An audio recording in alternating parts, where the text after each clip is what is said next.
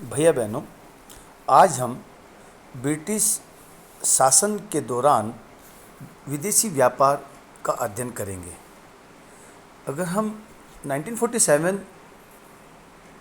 की या उससे पहले की बात करें तो प्राचीन भारत ने विदेशी व्यापार में सर्वोच्च स्थान प्राप्त किया हुआ था।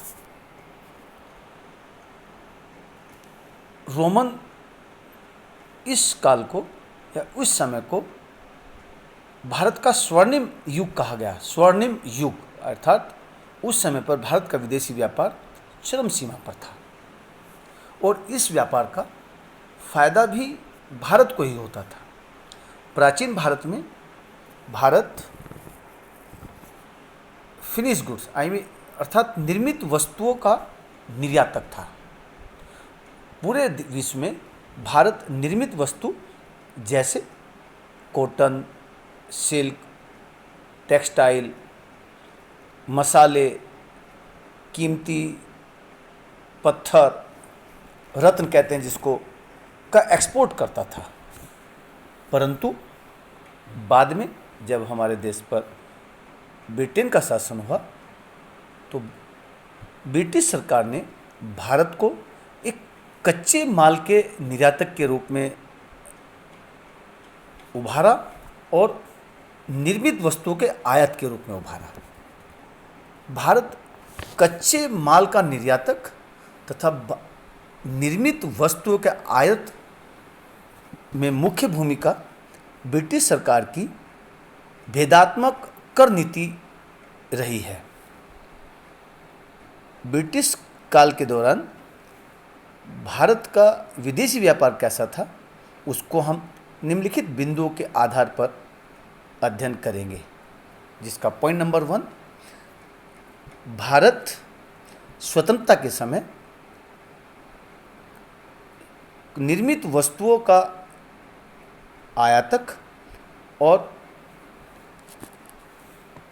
कृषि उत्पाद अर्थात कच्चे माल का निर्यातक के रूप में उभरा।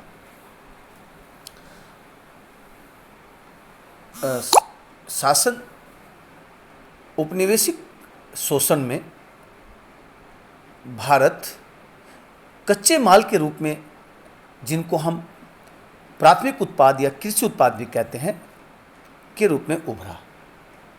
भारत ब्रिटेन को जूट, सिल्क, कॉटन, इंडिगो आदि वस्तुओं का निर्यात करता था।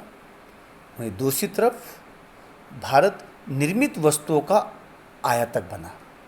भारत जो ब्रिटेन को कच्चा माल निर्यात करता था, वो सामान ब्रिटेन के उद्योगों में बनकर निर्मित माल के रूप में फिर भारत आता था, जिसको भारत निर्मित वस्तुओं का आयात कहते हैं, जैसे कैपिटल गुड्स, वुलन क्लॉथ आदि। भैया बहनों, यहाँ मैं एक बात और स्पष्ट करना चाहता हूँ कि जो कच्चे माल का निर्यातक होता है उसका हिस्सा कम होता है।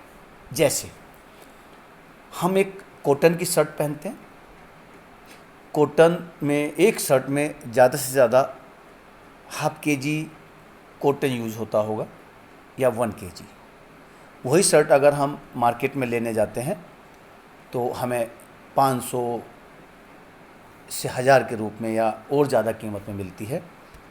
तो आप इसमें देखोगे कॉटन का रेट 100 रुपया पर kg है, तो इस 800 या 1000 रुपये की शर्ट में किसान के हिस्से में केवल 100 रुपया आता है।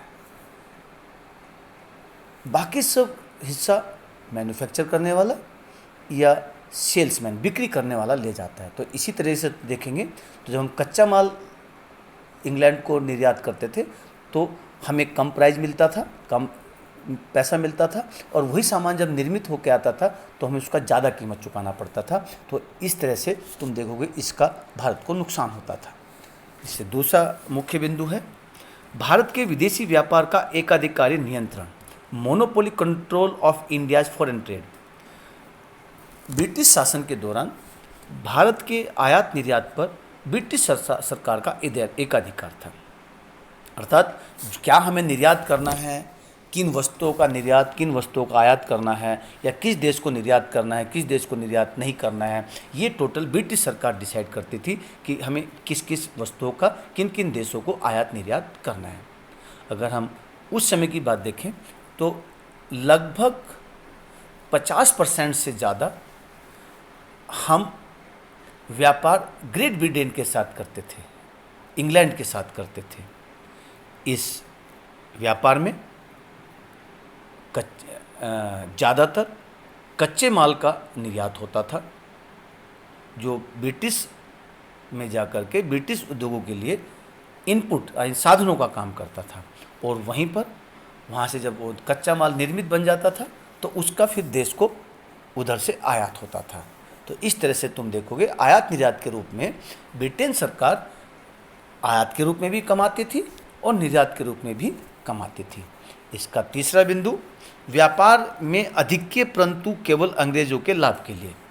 भैया बहनों, ब्रिटेन शासन के दौरान हमारा व्यापार धनात्मक जाता था, पॉजिटिव जाता था, हमारा सरप्लस जाता था। इसका अर्थ हुआ कि हमारा निर्यात ज़्यादा होता था और आयात कम होता था, तो इसलिए हमारा जो फॉरेन ट्रेड है वो सरप्लस रहता था। परंतु दुर्भाग्य की बात है कि जो सरप्लस होता था वो देश के विकास के लिए यूज नहीं होता था, प्रयोग नहीं होता था। वो केवल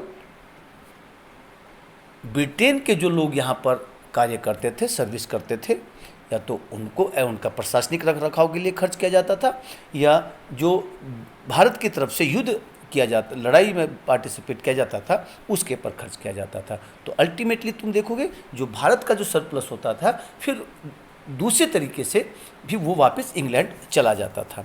तो इसी स्थिति को दादा भाई नौरोजी ने पहचाना और उसका नाम दिया ड्रेन ऑफ इंडियाज वेल्थ, अर्थात भारत में से धन का निष्कासन,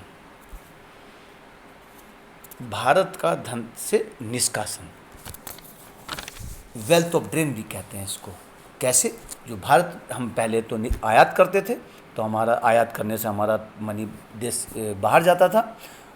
हम निर्यात करते थे, निर्यात में जो सरप्लस होता था वो भी हम देश में कार्य करने वाले, एडमिनिस्ट्रेशन पर किया जाने वाला खर्च, उद्योगों पर किया, युद्धों पर किया जाने वाला खर्च, तो अल्टीमेटली ये पैसा फिर इंग्लैंड ही चला जाता था। तो अगर भारत का निर्यात ज़्यादा है तब भी पैसा इंग्लैंड को जाता था, और आयात के रूप में तो पैसा इंग्लैंड को ही जाता था। तो भैया बहनों, इस तरह से आज हमने स्वतंत्रता के समय विदेशी व्यापार का अध्ययन किया है।